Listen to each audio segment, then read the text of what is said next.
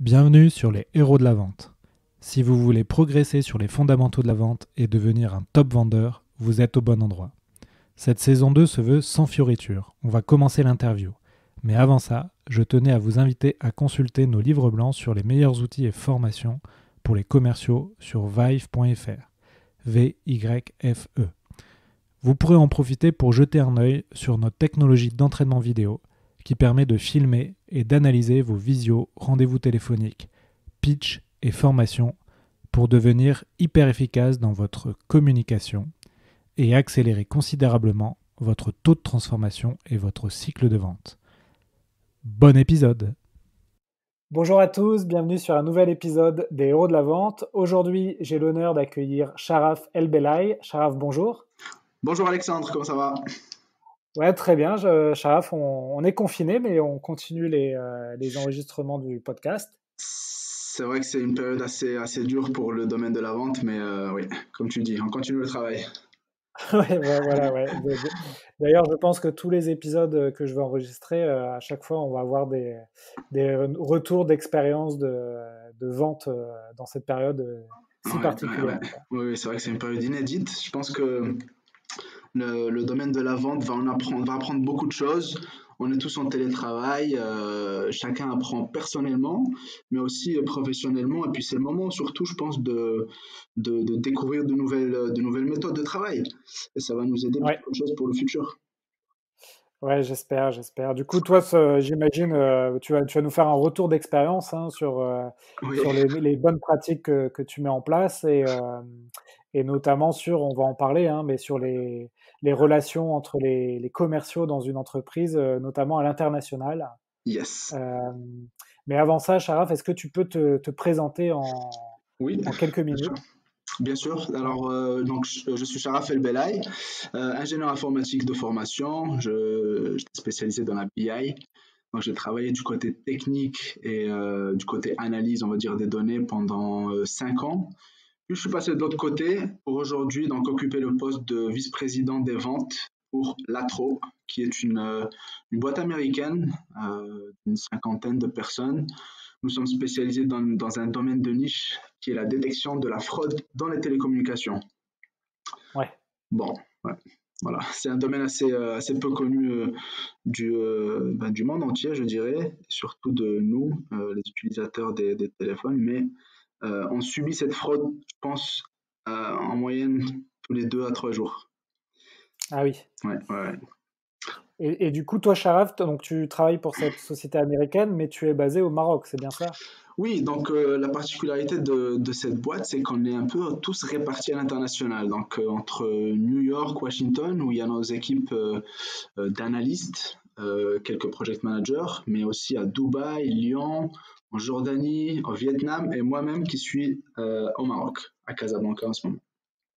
Ouais, donc finalement, les échanges à distance, enfin, vous connaissez ça, Oui, du coup. oui. C'est tous les jours depuis quelques années déjà. J'occupe Ouais, ce poste depuis 3 ans maintenant. Ouais, 3 ans exactement. Et oui, au jour le jour, moi, c'était donc en full remote. Je travaille depuis chez moi. Beaucoup de voyages, bien sûr, hein, qu'entre 80 et 90% de mon temps, c'est des voyages. ouais, Mais voilà, on travaille en remote. d'accord, bon, bah, Ouais. très bien. Du coup, le sujet du jour, c'est comment ouvrir un business dans un nouveau pays. Toi, tu vas nous expliquer ton rôle hein, chez Latro, mais notamment ton rôle à l'international, hein, c'est d'aller chercher des nouveaux clients, dans des nouveaux pays où vous n'êtes pas encore. C'est ça. Et donc, voilà, tu vas nous expliquer tout ça. Pourquoi tu voulais aborder ce sujet? Pourquoi c'est un sujet qui est intéressant selon toi à partager aux auditeurs? Alors, c'est un sujet qui me tient à cœur parce que il y a un moment ou un autre dans le développement d'une boîte, on veut s'ouvrir à l'international et acquérir non seulement des clients, donc on va dire de façon locale dans son pays ou dans sa région, mais s'ouvrir au pays donc frontalier, pays d'un autre continent où il y a le même besoin, d'accord, des besoins s'assimilent d'un pays à l'autre. Et on a tous cette volonté de grandir hein, en tant que boîte où il se peut qu'une personne veuille déménager dans un autre pays. Il se dit, écoute, je vais ouvrir mon business dans un autre pays. Et il y a beaucoup de problématiques à laquelle cette question répond. Que ouais. C'est vrai que la vision que j'ai, moi, sur les entreprises, notamment françaises, et notamment dans le monde des startups dans lequel je suis, hein, c'est que Mhm. peut-être on regarde pas assez vite les opportunités à l'étranger et on reste focalisé sur un marché local, donc celui de la France, Oui, qui est parfois pas forcément le plus à même ou le plus mature pour le produit qu'on va développer. Et c'est parfois un réflexe qu'on n'a pas, nous, les entrepreneurs, c'est de mettre sur le marché international ouais, notre produit. ouais. Et du coup, je trouvais intéressant que tu nous fasses un peu un retour d'expérience en sachant que bah, toi, tu as une culture internationale, j'imagine. Effectivement, et c'est ce que j'allais dire, c'est peut-être culturel, je pense. Bon, j'ai vécu en France pendant 10 ans à peu près. J'ai fait mes Ouais. études là-bas. Donc, je trouve que c'est culturel. Donc, c'est particulier à la France et peut-être que cette envie de découvrir un autre pays où cette limitation est posée dès le début par sa culture, par l'environnement dans lequel on grandit ou l'écosystème dans lequel on grandit. Par exemple, quand je fais le parallèle avec des personnes qui vivent dans l'écosystème entrepreneurial ou des startups aux États-Unis, c'est complètement différent. Déjà, dans tout ce qui est business plan ou volonté dès le départ, c'est de grandir à l'international. Donc ça, c'est quelque chose, je pense, de culturel aussi. Et ouais, bien sûr. Toi, tu t'occupes de combien de pays ou de zones? Est-ce que tu as des zones où tu dois t'occuper du développement? Oui, je m'occupe de l'Afrique et de D'accord. l'Amérique latine. D'accord, donc ça, je trouvais ça assez intéressant. Du coup, c'est pas du tout la même chose. Ouais, ouais, c'est deux continents qui ont des similarités, mais bien sûr, grosses Ah, différences. alors l'idée, du coup, c'est qu'on profite des prochaines minutes pour que tu nous donnes un peu un retour d'expérience, notamment de bonnes pratiques. Toi, par exemple, quand l'Atroth, donc ta société, te demande, voilà, Sharaf, est-ce que tu peux aller ouvrir un nouveau pays en Afrique ou en Amérique latine? Comment ça se passe? C'est quoi ta méthodologie, entre guillemets? Est-ce que tu peux nous donner un peu les conseils, Ouais, voilà, un peu le guide ou le manuel, s'il y en a un? s'il y en a un, ouais. Parce en sachant que tu as un marché, on va dire, particulier, il faut bien sûr appliquer cette méthode, Bien sûr. j'imagine, selon les marchés. Donc toi, tu es dans le B2B, tu vas nous expliquer Mhm. euh, sur des cycles de vente assez longs. Exactement. Nous, nos clients, plus particulièrement, c'est les opérateurs téléphoniques ou les autorités de régulation du trafic télécom, Ouais. comme l'ARCEP en France. Et donc, nos clients potentiels se trouvent partout dans le monde. Donc, moi, je suis en charge de l'Afrique, de l'Amérique latine. Et quand on a une volonté, on va dire, d'attaquer une nouvelle région, ça ne vient pas juste comme ça. Bon, déjà, il y a, on va dire, deux façons de faire. La première, c'est la façon méthodologique. Et la deuxième façon qui peut s'insérer dans le premier grand axe, c'est la façon que j'appelle au talent. On va dire, on va y aller en attaque, mais avec un minimum de bagages quand même. Si tu veux, on s'attarde sur la première partie. Donc, Quand tu dis, ouais, ouais, ça m'intéresse la méthodo, mais quand tu dis au talent, en gros, c'est débrouille-toi un peu pour aller ouvrir un pays, c'est ça? c'est un peu ça. Je vais te raconter une anecdote. Par exemple, j'étais au Sénégal il y a un an et demi, je me rappelle. Je finissais des meetings au Sénégal et donc j'avais un jour de libre avant de reprendre mon vol. Donc là, j'ai juste regardé la map et j'ai vu qu'il y avait la Guinée à côté, il y avait la Gambie à côté. Et donc j'appelle ma collègue Tania et je lui demande est-ce qu'on a quelque chose là-bas. Elle me dit on n'a rien. Pour l'instant, des leads avec lesquels on a fait des follow-up, ils répondent pas. Je lui ai dit bon, ok, je prends le prochain avion, j'y vais. Bon, ça peut résonner comme un film, mais c'est un peu la liberté que j'ai moi particulièrement en tant que sales dans mon job, et c'est ce que j'aime particulièrement aussi dans mon domaine.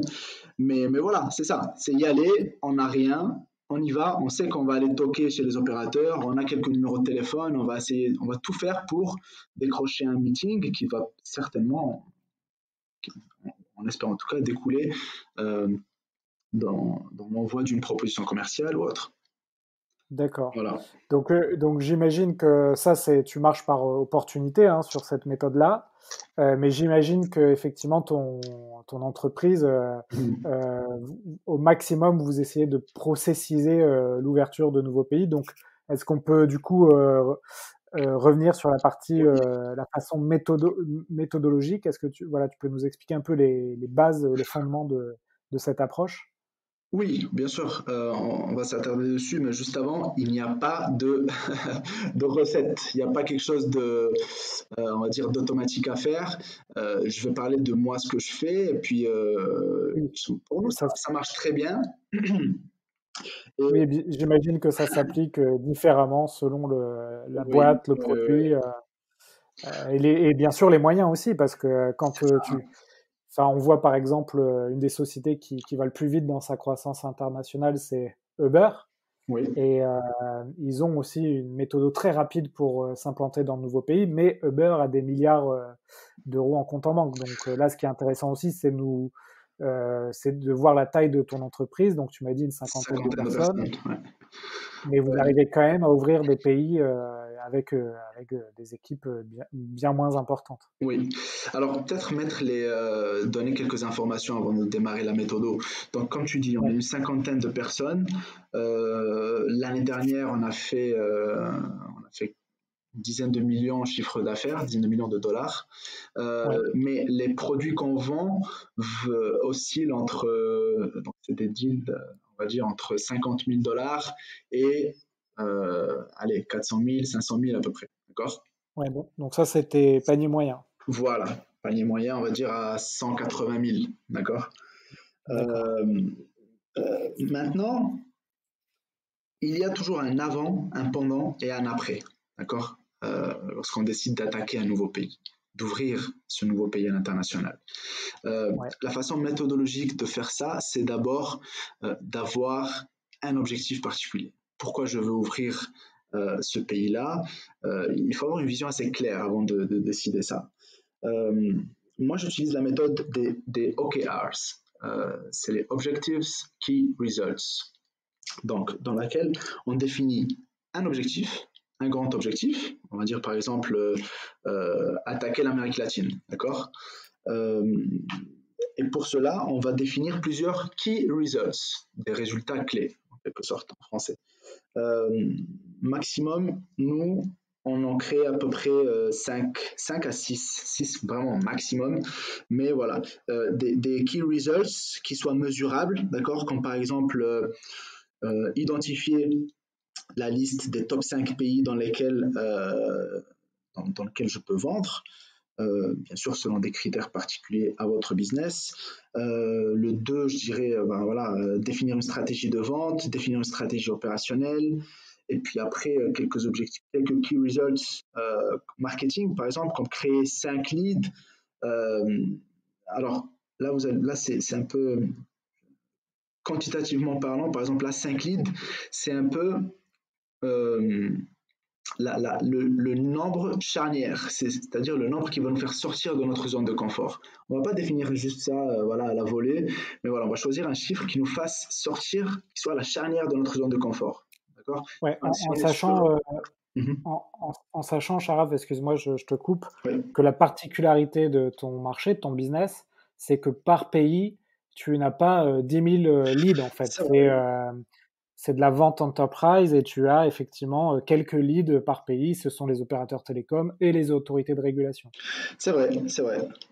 Ça, c'est la Parce particularité que, de notre business. Mais après, quand on s'attaque à un continent, voilà, ça change le scope. ouais, ouais. Ouais. Mais c'est bien de savoir ça peut-être pour les auditeurs qui vont faire la comparaison avec leur business ou peut-être qu'ils sont sur du coup, des paniers moyens beaucoup plus Mhm. importants, beaucoup moins Plus importants, faible, ouais. mais avec beaucoup plus de gens à contacter et à prospecter.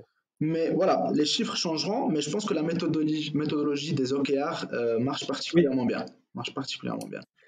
oui, Euh, effectivement, moi je fais cette méthode des OKR, ah, super. effectivement, donc chaque semaine ou chaque mois, on a un objectif effectivement de lead, de rendez-vous, et on sait que ça convertit un certain pourcentage pour arriver à une vente.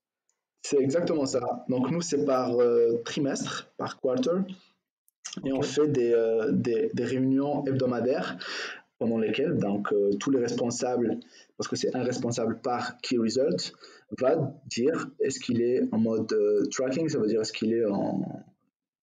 qu'il suit euh, l'avancement de son key results ou pas, d'accord? Et s'il y a des d'accord, freins, on en parle. Donc voilà, c'est des réunions hebdomadaires pour un objectif à la fin du trimestre. Euh, d'accord. voilà, donc ça c'est la partie avant.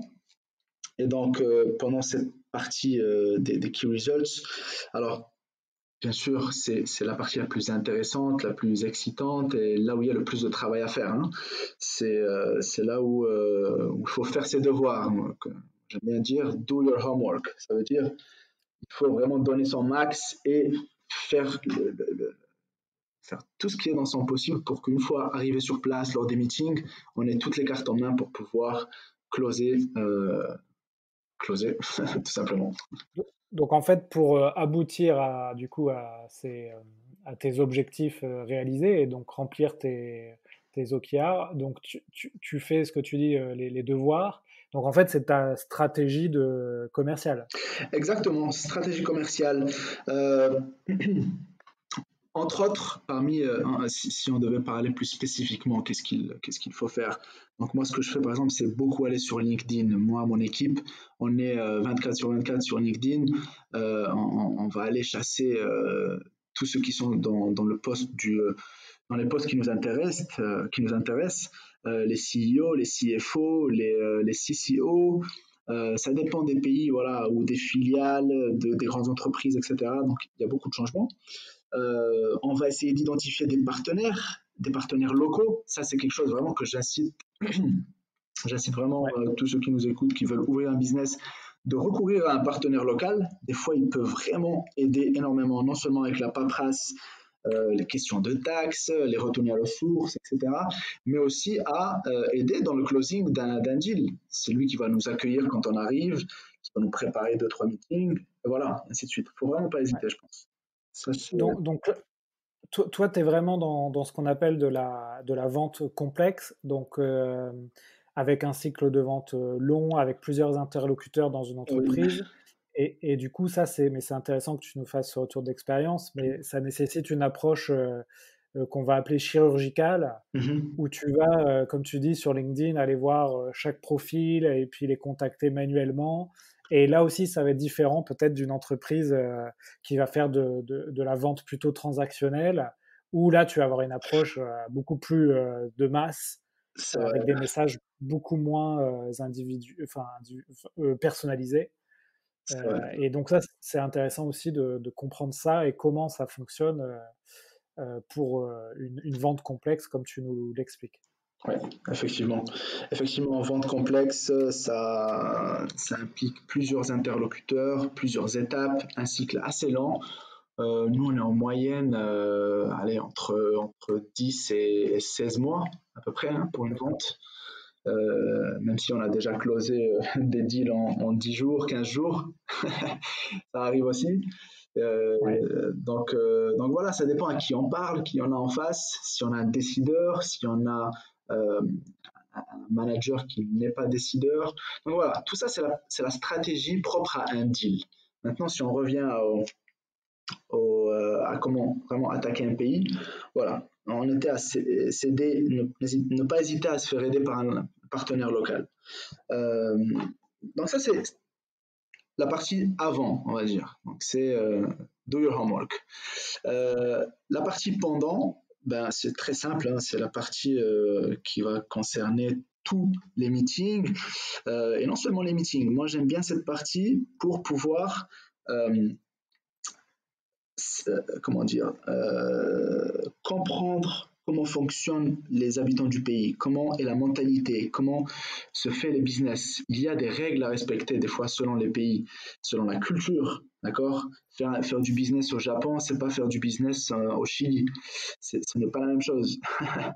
Et ouais, d'ailleurs, ça pourrait faire l'objet d'un épisode, voire même plusieurs, c'est-à-dire Oui. comment tu vends en fonction de la culture du pays. Ah, clairement, clairement, clairement. Dans mon parcours professionnel, j'ai eu plusieurs formations interculturelles. Donc, Oui. et ça aide pas mal. Ça aide pas mal. Moi, j'ai eu la chance d'avoir vécu, comme tu l'as dit au début, dans plusieurs pays. Je suis né au Maroc, j'ai fait mes études en France, j'ai travaillé en France, j'ai vécu aux îles Canaries. Ah ouais. Donc voilà. Oui, c'est grâce à ça que c'est là où j'ai appris l'espagnol et c'est pour ça que je suis en C'est pour charge ça. de l'Amérique latine. Oui. D'accord, ouais, d'accord. Ouais. Et tu peux nous donner quelques exemples rapidement, genre sur la vente avec des latins ou la vente avec un pays plus anglo-saxon comme les Américains ou africains, par exemple? Est-ce que tu peux nous donner juste deux, trois exemples comme ça, ce qui change fondamentalement? Oui, oui, oui, bien sûr. Alors, je dirais que dans les pays en Afrique et en Amérique latine, c'est tout basé principalement sur le relationnel. Il faut vraiment créer une relation avant de parler business. Ouais. Il va falloir créer une relation non seulement de confiance, mais une relation amicale, je dirais. Moi, la plupart aujourd'hui, si je vois mes discussions sur WhatsApp, c'est pas avec des amis, mais la plupart, c'est avec des clients voilà, qui me partagent leurs soucis, mais aussi leur joie. D'accord? Donc, je pense que c'est plus basé sur une relation. D'accord. Euh, Quelques-uns me diront que c'est comme ça doit être comme ça partout. Je suis d'accord aussi. Mais là, c'est beaucoup plus accentué. Donc, contrairement à, par exemple, dans des pays peut-être aux États-Unis ou en Europe, voire même en Middle East, en Moyen-Orient, où c'est beaucoup plus procédural. Voilà, il faut parler à telle personne qui prend la décision, qui va la faire suivre à telle autre personne N plus 1, etc., etc. D'accord? Donc là, il faut suivre le process et basta. Ok, très bien. Voilà, je pense, selon mon expérience, hein, parce que j'étais aussi en charge du Moyen-Orient. Donc, c'est un peu ça mon feedback, principal feedback. D'accord. Et donc, du coup, voilà, tu étais sur le pendant, donc aller prendre un peu la température dans les pays. Donc là, tu te déplaces, tu commences à faire tes premiers rendez-vous, à poser des jalons, à rencontrer des partenaires.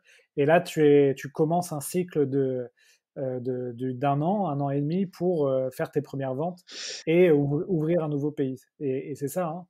Alors, le pendant que je disais, c'était lorsqu'on est dans le pays, d'accord? D'accord. C'est-à-dire que on arrive, on maximise le nombre de meetings qu'on va faire sur place, bien choisir ces meetings, les mettre dans l'ordre, c'est-à-dire du moins important au plus important.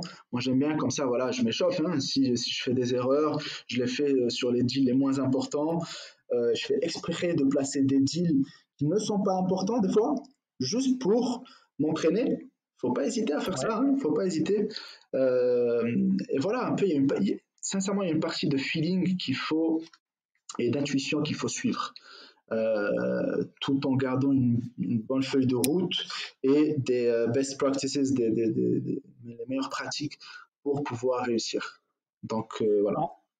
En, En fait, ce qui est intéressant dans ce que tu dis, c'est parfois on peut se dire que bah, ouvrir un pays à l'international, c'est un budget, une organisation, une complexité, etc. Ouais. Mais ce que tu nous dis, moi je l'ai vécu en fait dans mon ancien job, c'est que tu peux très bien prendre un billet d'avion, aller dans un pays pendant 2 semaines et en fait faire plusieurs rendez-vous qui vont être plus ou moins importants, mais tu peux, en quelques rendez-vous, trouver des premiers clients, des partenaires, et là, tu auras déjà posé les bases. Moi, j'avais fait ça en Clairement. Grèce, Ouais.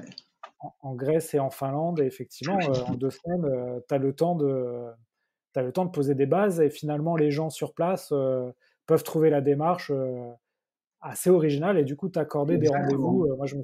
Moi, je me souviens que j'avais eu des super rendez-vous en Grèce avec des super boîtes et ça avait vraiment bien marché. Donc, Exactement. Ouais, ouais, ouais, ouais. Je suis entièrement d'accord avec c'est ça, toi. C'est ça que tu nous expliques, en fait. C'est que tu peux... t'as pas besoin d'avoir une organisation avec, encore une fois, un nombre de salariés et des budgets énormes pour aller poser des jalons dans des pays étrangers. Exactement, surtout aujourd'hui avec des solutions comme Airbnb qui coûtent pas cher. Hein. Si on veut aller une semaine, ça nous coûte le billet d'avion et peut-être 30 euros par nuit, 20 à 30 euros par nuit, selon la destination bien sûr. Mais voilà, on peut s'en sortir. On peut s'en sortir avec des budgets très accessibles pour des boîtes, pour des petites boîtes, à petit budget, oui. Ouais. Oui, effectivement. Ouais. Donc encore une fois, ne pas peut-être se freiner et peut-être pouvoir ambitionner effectivement d'aller, si on a un produit qui peut être vendu à l'international, ne pas hésiter, quoi. Ouais. Pas de croyances limitantes, tout est possible, faut juste y aller, C'est ça. au talent. Et oui, pour finir, du coup, oui, le après, donc on a parlé du avant, pendant, et l'après, je dirais, c'est du follow-up. Faut faire du bon follow-up de qualité, pas juste bonjour, voilà, je vous écris ce mail pour savoir quel était l'avancement. Non, là, il faut être un peu plus original, il faut aller suivre les news, qu'est-ce qui se passe dans le pays, connaître l'écosystème. Si on a un partenaire, toujours rester en contact avec lui pour savoir quelles sont les nouveautés.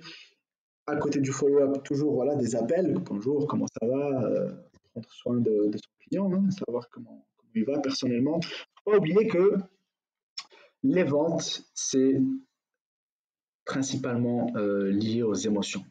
Nous sommes des individus, des personnes, des êtres humains, des êtres d'émotion. Donc, il y a une forte proportion qui est liée à ça. D'ailleurs, il y a une formule que j'aime beaucoup dans un livre dont je parlerai plus tard qui dit qu'une vente est fonction de l'état émotionnel de la personne et des réponses aussi why, aussi pourquoi. Ça, je pense que ça fera aussi l'objet d'un autre podcast si tu veux, mais voilà. Donc, l'état émotionnel d'une personne est prépondérant pour closer un deal. C'est quoi, Sharaf, les si pourquoi? Tu peux nous en dire deux mots? C'est assez complexe, mais peut-être qu'on peut voir ça. Il y en a plusieurs. On pourra peut-être voir ça un peu plus tard parce que ça nous prendrait vraiment beaucoup de temps. Tu pourras peut-être me les envoyer, je les mettrai en note du podcast. Bien sûr, je vais même vous donner le nom du livre. Ça s'appelle The Science of Selling, d'accord, de David Hoffeld, David Hoffeld, H-O-2-F-E-L-D, et qui est basé sur la neuroscience. Donc ça, c'est un domaine vraiment que j'ai découvert récemment. Et d'ailleurs, tu as fait un podcast avec Georges Devine, qui est un spécialiste des neurosciences. Et j'invite tout le monde à écouter ce podcast et à écouter tous les podcasts que tu as fait parce que je trouve vraiment qu'ils sont de très bonne qualité, avec du bon contenu. Et donc, Georges, c'est un des premiers podcasts, effectivement, où il donne pas mal d'infos sur les biais cognitifs de la vente. Ouais. Et sur LinkedIn, vraiment, followez-le, allez dans ses webinars. Il dit de très bonnes choses, c'est très enrichissant. Donc, les neurosciences appliquées à la vente, c'est vraiment comprendre comment le cerveau de la personne que vous avez en face, du décideur ou de la personne avec qui vous avez le meeting, comment va réagir à telle ou telle question que vous allez lui poser, quelles sont les objections qu'il va pouvoir avoir et comment avoir voire plusieurs longueurs d'avance concernant donc ces questions ou quelconque objection. Donc c'est vraiment magnifique. Moi, depuis que je connais ce domaine-là, je m'enrichis énormément, vraiment. Et j'invite tout le monde à aller jeter un coup d'œil. Et ça marche, Sharaf. Du coup, tu as devancé une de mes questions sur le contenu, donc c'est pas grave. Juste pour finir la partie après, est-ce que vous, peut-être pas, hein, peut-être que comme vous n'avez pas non plus 10 000 cibles dans chaque pays, mais est-ce que vous avez une politique ça m'intéresse quand même comme retour d'expérience, une politique soit de distributeur ou soit de filiale à l'étranger? Et si oui, est-ce que tu peux nous donner un peu les points positifs ou négatifs de chaque système moi, je pourrais aussi faire un petit retour d'expérience là-dessus parce que j'ai travaillé par le passé à la fois avec des distributeurs, mais aussi avec des filiales. Ouais. Oui, alors c'est une très bonne question. C'est une très bonne question. Nous, à la base, on était basé aux États-Unis uniquement et on voyait qu'il y avait des pays, par exemple, qui étaient réticents à faire du business avec des pays, avec un pays, avec une boîte américaine, pardon. Donc, on a ouvert une filiale à Dubaï, au Moyen-Orient. C'est une zone assez neutre, on va dire. Et là, on a vu qu'il y avait plus de responsiveness, on va dire, de leur part. Ils étaient plus à même à nous parler, à nous donner des informations qui sont confidentielles. Il faut savoir que dans ce domaine-là, on traite d'informations assez confidentielles. Donc là, ils étaient plus à même de les partager. Donc voilà, une des stratégies, ça a été d'ouvrir cette filiale à Dubaï. Concernant les distributeurs, on a des partenaires qu'on va appeler stratégiques. On n'en a pas beaucoup, la vérité. Ça, c'est un choix de marque, on va dire, c'est un choix de la boîte. Mais voilà, on a combien on a? On a deux, d'accord, et qui sont vraiment voilà, des partenaires stratégiques qui ont le droit de revendre nos services, mais ça reste toujours sous le nom de l'ATRO. D'accord. Donc voilà la stratégie. Ouais. C'est-à-dire qu'on ne vend, on peut travailler en marque blanche, mais c'est assez rare. C'est assez rare. Et du coup, sur les distributeurs, est-ce que tu peux nous dire, à moins que ce soit confidentiel, mais un peu le taux de commission que ces distributeurs peuvent avoir en vendant votre produit? Oui. Ou ça, tu préfères garder ça Je vais être totalement transparent avec toi, il n'y a pas de souci. On est là pour partager les informations. Vraiment, je pense que si j'ai accepté de faire ce podcast aussi, c'était dans ça, en toute transparence. Donc, je vais te dire, il n'y a pas un taux fixe, mais ça dépendra bien sûr de la taille du deal, le taux de marge qu'on va avoir, mais aussi des actions que le partenaire ou que le distributeur va devoir faire. Donc là, je te donnerai une fourchette. Hein, ça minimum, c'est du 7% peut-être, entre 7 et aller 15, 16%. D'accord. Vous, c'est un logiciel que vous vendez, c'est ça? Ou c'est autre chose encore? C'est du managed service, donc c'est du pur service, okay. D'accord. Managed service, c'est le business model que nous préférons, mais voilà, on fait aussi du CAPEX. Ça veut dire que c'est un service qui contient en lui-même un software, du hardware, etc. Mais voilà, on le fournit en mode service. D'accord, ok. Parce qu'effectivement, moi je connais plus la partie logicielle où les taux de commission vont être un peu plus élevés pour les distributeurs. D'accord.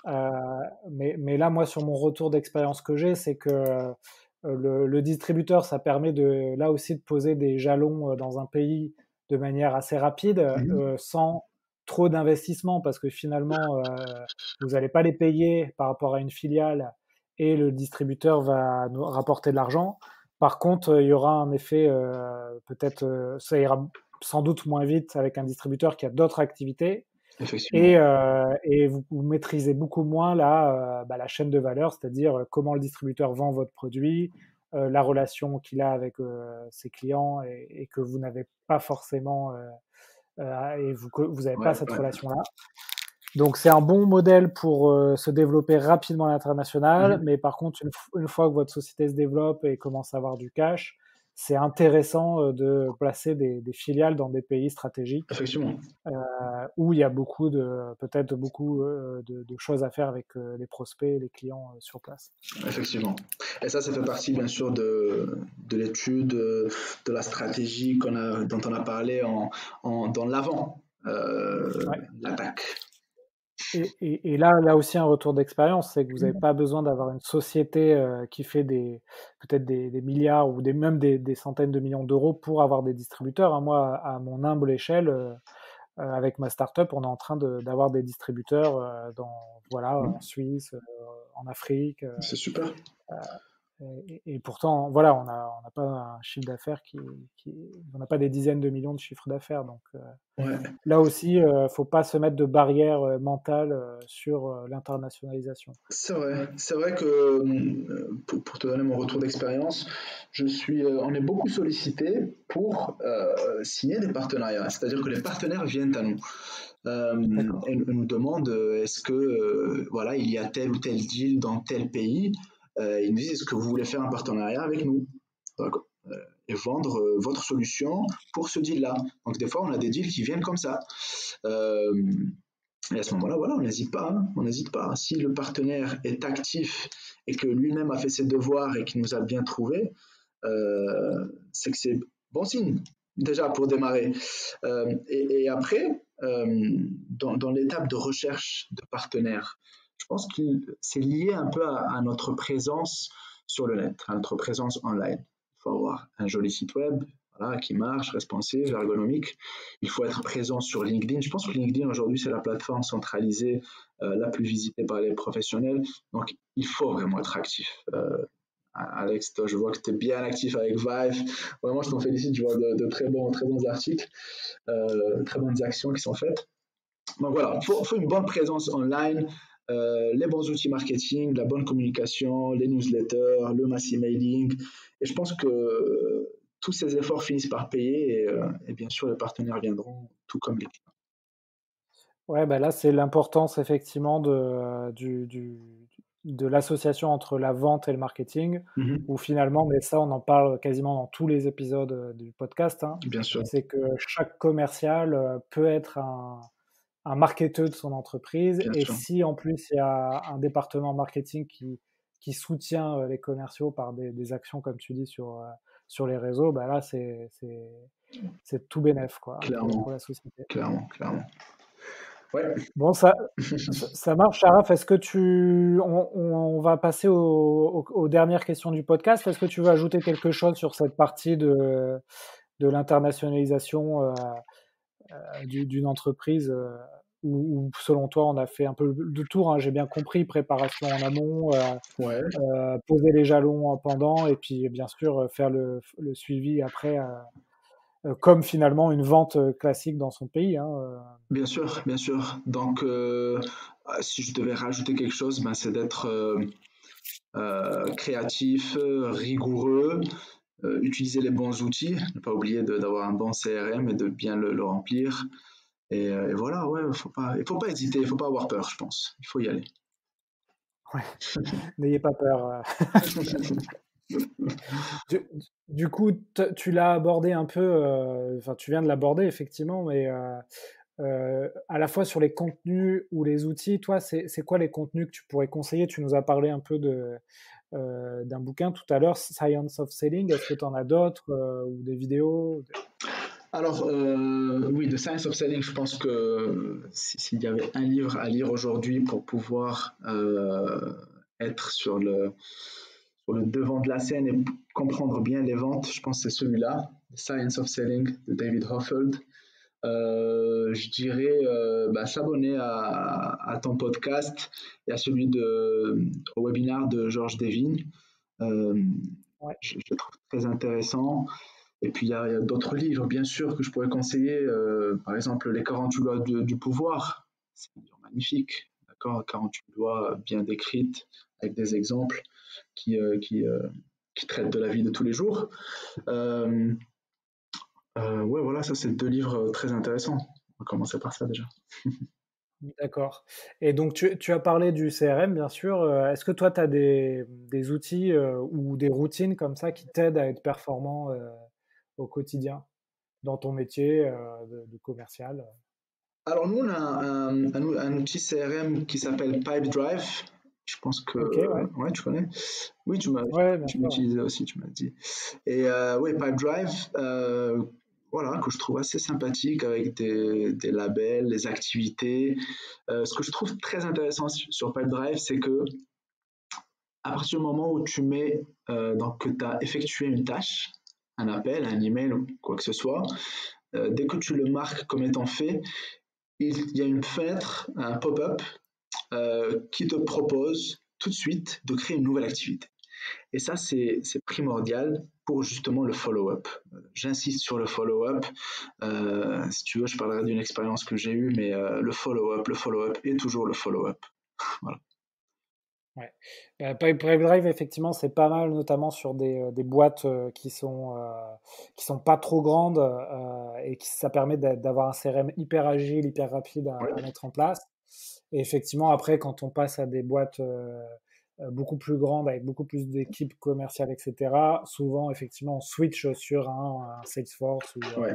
ou des CRM un peu plus complets, mais aussi complexes, quoi. Et plus coûteux. Et plus coûteux aussi, ouais. Du coup, est-ce que sur les deux dernières questions, est-ce que tu pourrais nous raconter une vente qui t'a marqué dans ta carrière rapidement, hein, en quelques minutes est-ce que tu as une vente comme ça qui te vient à l'esprit où tu te dis ça, c'est une vente qui me restera et à laquelle je pense parfois? Ouais, plutôt que de vente réalisée, je vais parler plus d'un échec, voire même de D'accord. deux, pour souligner deux facteurs clés donc, de notre domaine, hein, la vente. Ouais. Euh, le premier, c'était, alors celui-là, j'oublierai jamais, hein, c'était quelques mois, 2, 3 mois après que j'ai signé avec Latro. Donc, j'arrive, on travaille dur. Au bout de 2, 3 mois, on a un meeting en Jordanie pour signer le deal.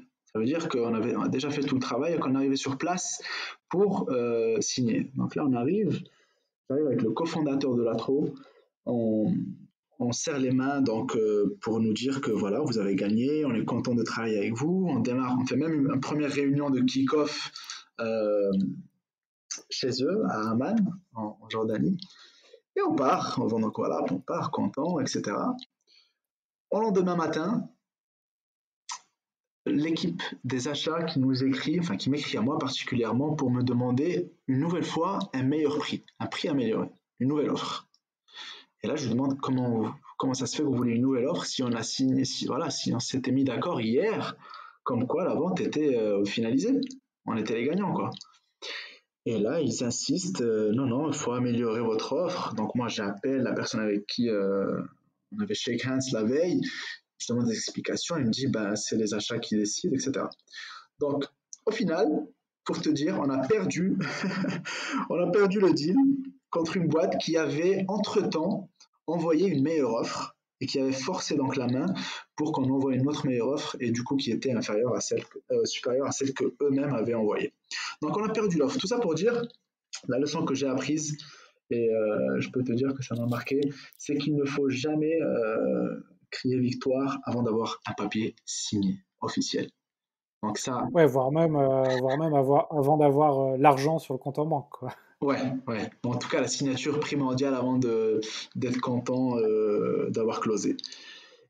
Voilà, ça c'est la première. Et une deuxième, si on a le temps, c'est euh, un deal que je pensais, c'est bon, pour moi c'était signé, il y avait juste de la paperasse, on me disait de l'autre côté, et c'était fait, c'était un bon contact, une bonne relation, je connaissais le CEO, etc. Et encore là, c'était un peu différent, mais par manque de follow-up, on a perdu cette fois-ci encore le deal. Donc là, deux choses différentes. Donc, une, tant qu'on n'a pas signé, on ne crie pas victoire. Et la deux, il faut toujours continuer le follow-up, même si faut pas rester dans sa zone de confort et voilà, pareil, créer victoire trop tôt. Ouais. Mais c'est vrai que c'est peut-être une des qualités les plus dures, hein, à avoir pour le commercial, le vendeur, c'est la discipline du suivi à avoir sur tes clients, Exactement. tes prospects. Et moi, on a bien vu là avec les événements qui sont en ce moment, c'est que, tu vois, moi, dans mon cas concret, j'avais peut-être 5 deals très chauds à faire en mars et j'allais avoir un mois effectivement Mhm. très bon au niveau des ventes. Et tu as le coronavirus qui tombe et ces 5 deals sont tous reportés, quoi. Là, pareil, c'est la même chose ici. Bon, je peux te dire que c'était plusieurs centaines de milliers de dollars même. Ouais, ouais, Donc mais tu vois, tu peux jamais tout maîtriser, donc ah oui. ça, il faut, et du coup, là, effectivement, c'est un message intéressant à voir.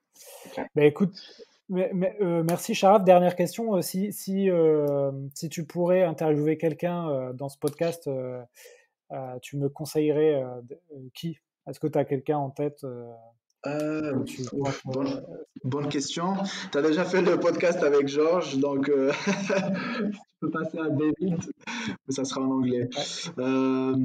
Là, comme ça, j'ai personne en tête à part des collègues du métier, mais Du coup, Georges, il faudrait que je l'interviewe peut-être parce qu'on a effleuré, on va dire, les neurosciences. ouais, Il faudrait que je lui fasse une deuxième interview pour approfondir ce sujet. on peut en faire une à 3. Il n'y a pas de. Ah bah ouais, Pour très changer. bien. Anytime. Ouais, écoute, Georges, si tu nous écoutes, l'invitation est lancée. Super. Merci beaucoup, Sharaf. Je t'en prie, Tu vois, je t'avais dit que ça allait durer 45 minutes. On y est là, on a 45 minutes. Super. On peut revenir à nos closings, on peut aller closer. C'est ça. Du coup, bon courage pour ce mois-ci, Sharaf. Yes, à toi aussi, et à tout le monde, à tous ceux qui nous écoutent et ceux qui sont chez eux, les équipes des hôpitaux, et vraiment tout le monde. Ouais. Bon, à bientôt du coup. Yes, à très vite. À très vite. Allez, salut. bye. Ciao. Voilà, cet épisode des Héros de la Vente est fini. J'espère que ça vous a plu. Si vous voulez continuer à apprendre sur le thème de la vente, vous pouvez consulter gratuitement du contenu sur mon site web vive.fr. Vous y trouverez des e-books à télécharger en accès libre. N'hésitez pas aussi à me contacter sur LinkedIn pour me proposer des sujets ou des idées d'interview, ou simplement si vous avez des questions ou un feedback à me donner. Enfin, afin que ce podcast se fasse connaître, vous pouvez le noter 5 sur 5 sur iTunes pour que je puisse monter dans les classements. C'est vraiment important. Merci et à la prochaine!